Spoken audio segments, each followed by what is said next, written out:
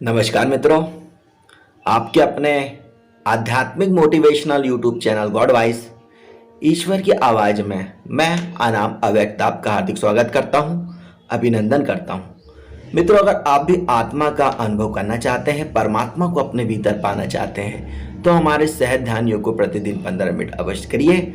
अगर आप हमारे सहज ध्यान योग को प्रतिदिन 15 मिनट अवश्य करते हैं तो मेरा दावा है कि आपका शरीर स्वस्थ हो जाएगा, आपका मन निर्मल हो जाएगा, आपके विचार शुभ हो जाएंगे, आपकी भावनाएं कल्याणकारी हो जाएगी, आपकी ऊर्जा ऊर्ध्वगामी हो जाएगी, आप अपनी आत्मा में स्थित हो जाएंगे, परमात्मा आप में उतर आएगा। अगर आप हमारे सहज ध्यान योग को प्रतिदिन 15 मिनट अवश्य करेंगे तो आप अपने भीतरी भगवत्ता को उपलब्ध हो जाएंगे। आप भी भगवान का स्वरूप अपने भीतर अनुभव करके खुद ही भगवान हो सकते, कृष्ण चेतना का आप अपने भीतर ही अनुभव कर सकते हैं। जय श्री कृष्ण। तो सहज ध्यान योग कैसे करेंगे, इसकी लिंक मैंने अपने डिस्क्रिप्शन में दी हुई है, आप वहां जाकर इसे देखकर सीख सकते हैं।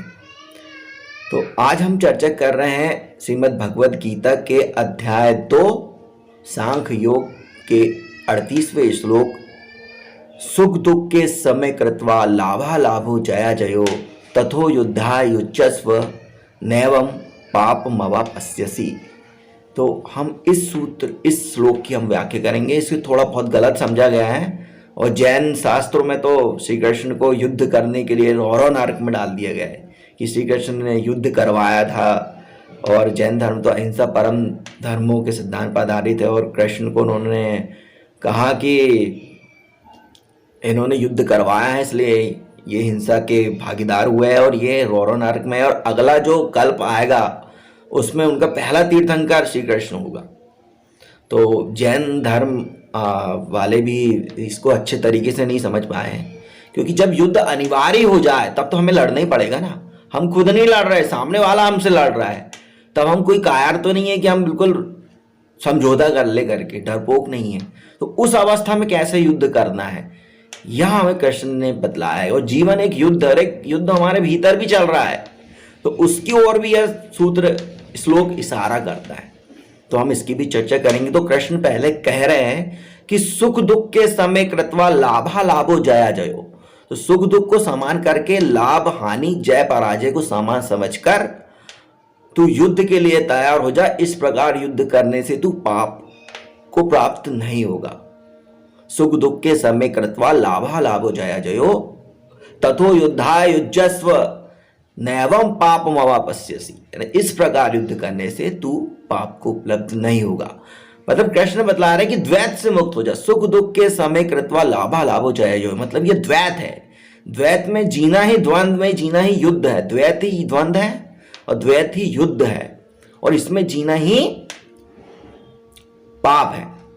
और अद्वैत में स्थित हो जाना ही मुक्तता है। अद्वैत में स्थित हो जाना ही आत्मा में स्थित हो जाना है। तो एक युद्ध हमारे भीतर भी चल रहा है, जो कि हमारा शरीर लड़ रहा है। हमारे शरीर में जो वासना है, काम क्रोध लोभ मोह अहंकार साम दाम दंड भेद छल कपट धोखा मक्कारी ईर्षा द्वेष भय मूर्छा पाखंड नकारात्मकता चेतना का अधोगमन आलस्य प्रमाद भय, ये जो चिंता, ये जो हमारे भीतर भी युद्ध चल रहा है, ये सब चीजें आपस में लड़ रही है। अवगुण हम आपस में लड़ रहे हैं। शरीर की अपनी मांग है, विचार अपना वासना मांगता है शरीर, फिर मन उसको दबाने की कोशिश करता है, फिर मन भी अशांत हो जाता है, मन में भी बुरे विचार आते हैं, फिर विचार भी अशुभ हो गए हैं लोगों के, तो विचार फिर भावनाएं भी कल्याणकारी नहीं रही।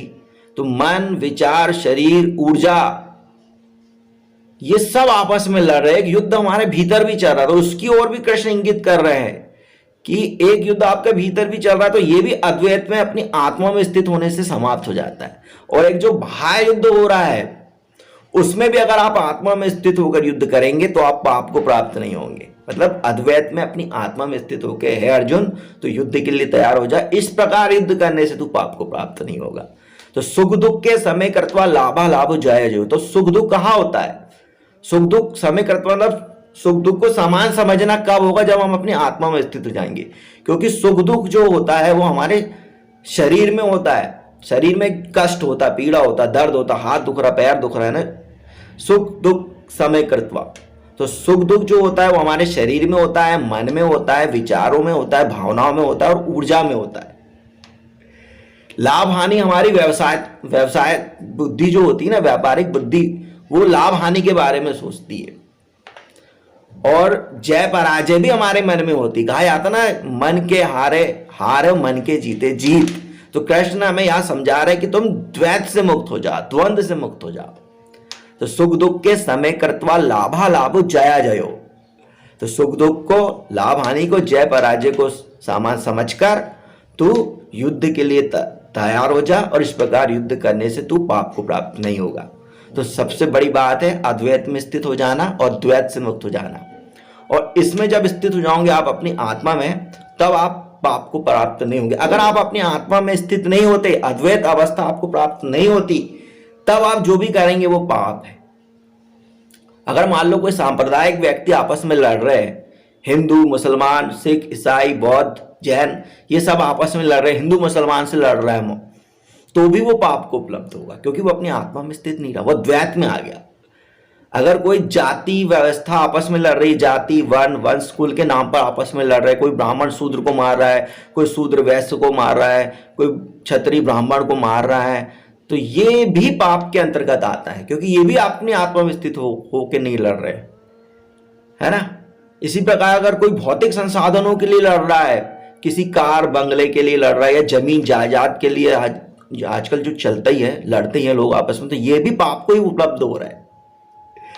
इसी प्रकार कोई अगर नैतिकता के नाम पे लड़ रहा है कि भाई कोई पापी को मारने की कोशिश करता है कि पापी इसको मार डालो, या झूठ बोल रहा है, व्यभिचारी है, तो उसको मार डाला जाए, तो ये भी आपके अंदर पाप का भाव लाएगा, क्योंकि ये भी द्वैत है।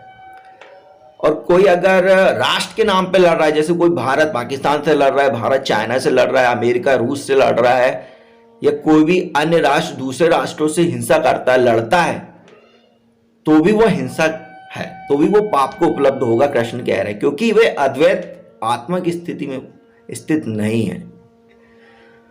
तो कृष्ण का सीधा कहना है कि आपको अद्वैत की अवस्था को, आत्मा की स्थिति को प्राप्त करना, द्वैत से मुक्त हो जाना है। यह श्लोक हमें उसकी ओर इशारा करता है और हमारे भीतरी द्वंद्वों की ओर भी बतला रहा है कि जो द्वैत में जीता है, सुख दुख, लाभ हानि, जय पराजय, ये सब एक प्रकार का द्वंद्व है। इससे मुक्त तभी हो सकते हो जब तुम अपनी आत्मा में अद्वैत अवस्था में स्थित हो जाओगे।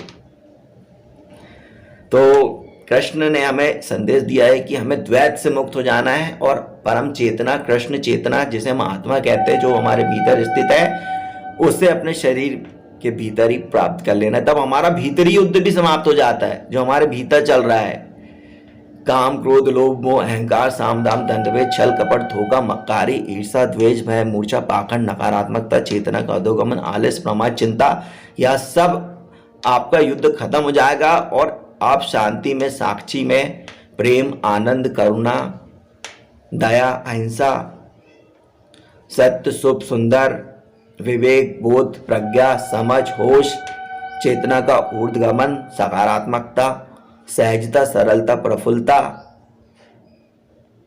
कृतज्ञता, सेवा का भाव, इन सब में आप स्थित हो जाएंगे। परम शांति, परम आनंद आपके भीतर उपलब्ध हो जाएगा, भीतरी युद्ध भी समाप्त हो जाएगा। और जो बाहरी युद्ध जब अनिवार्य हो जाए, तब हमें वो लड़ने की टेक्निक बतला रहे कि आपको आत्मा में स्थित होकर लड़ना है, ना आपको काम के वशीभूत होकर लड़ना है, ना क्रोध से लड़ना, ना घृणा से लड़ना है। वो ये नहीं बोल रहे कि तू काम से, क्रोध से या घृणा से, ऐसा द्वेष भाव से स्थित होकर युद्ध करने के लिए नहीं बोल रहे, वो आत्मा में स्थित होकर युद्ध करने के लिए कह रहे हैं।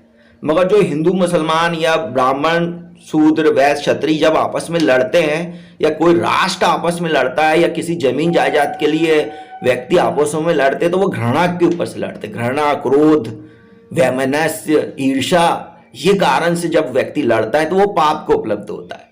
और जैसे ही वो हम अपनी चेतना को, कृष्ण चेतना में स्थित हो जाते हैं, अपनी आत्मा में स्थित हो जाते हैं, भीतर से बिल्कुल शांत, कृष्ण में, प्रेम, आनंद में रहते, उस अवस्था में भी हम लड़ सकते हैं, तब हम पाप को उपलब्ध नहीं होते। कृष्ण हमें समझा रहे हैं।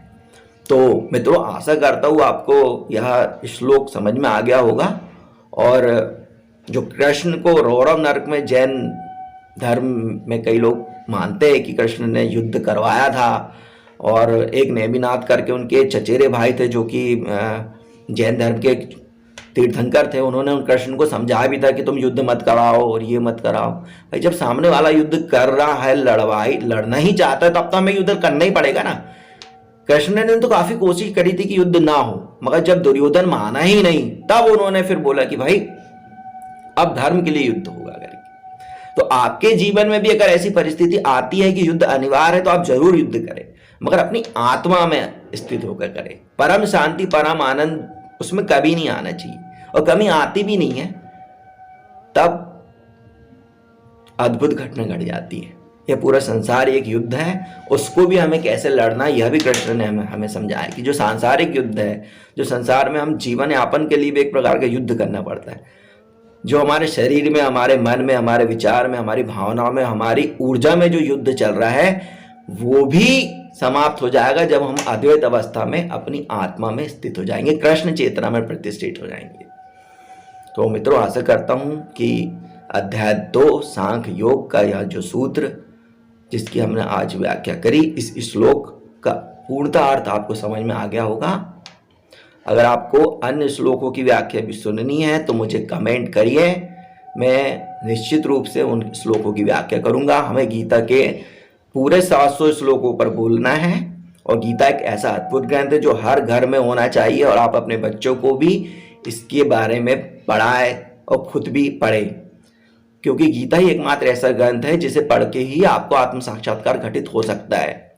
उसे अच्छी तरीके से पढ़े, समझे और आत्मस्थ करें। चैनल को लाइक, शेयर और सब्सक्राइब अवश्य करिएगा। सुबह से शीघ्रम शुभ को फैलाइए। यह वीडियो देखने के लिए आपका बहुत बहुत धन्यवाद। जय श्री कृष्ण।